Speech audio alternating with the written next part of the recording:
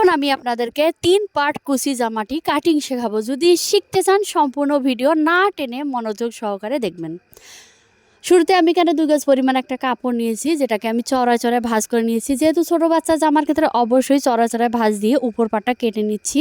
সেটা আমি এখানে আপনাদের দেখাচ্ছি। যেটা শেষ তো আমি এখানে নিব 9 ইঞ্চি। 9 ইঞ্চির জন্য আমি এখানে নিচ্ছি 10.5 ইঞ্চি, 1.5 ইঞ্চি বেশি, কারণ সেলাইয়ের জন্য 1 ইঞ্চিতে হয় না, একটু বেশি নিতে হয়।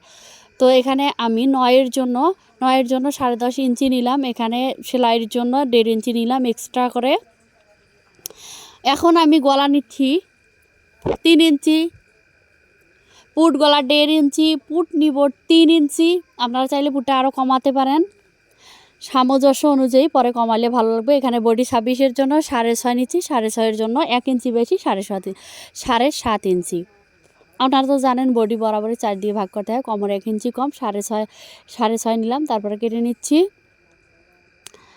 নিচটা অবশ্যই রাউন্ড করে নেবেন, এটা একটা আমার টিপস, কারণ কোমরটা একটু রাউন্ড করে নিলে ফিনিশিংটা খুব সুন্দর আসে। আপনারা এভাবে করিয়ে দেখবেন আসলে কতটা সুন্দর আসে।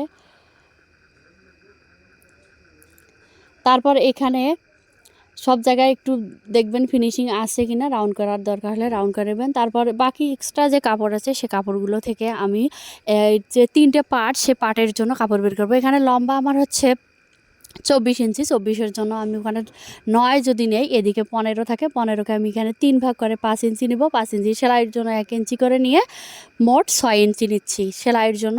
একদিকে 2 দিকে সেলাই, সেজন্য এরকম পার্ট করে করে আপনারা কেটে নিতে থাকবেন যতটা সম্ভব। এখানে যেহেতু উপরে একটা, নিচে 2টা, তারপরে 3টে, এইরকম হিসাবে আসে। অর্থাৎ উপরে যদি 30 হয়, পরের পাটে 60, তারপরের পাটে 90, এভাবে করে নিতে হয়।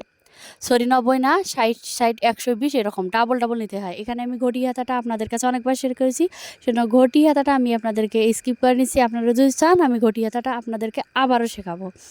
তো তারপর এভাবে করে কেটে নেওয়ার পর তারপর একটা এক্সট্রা যে কাপড়টা নিচ্ছি সে কাপড়টা দিয়ে আমি ফিতা তৈরি করব। আল্লাহ হাফেজ।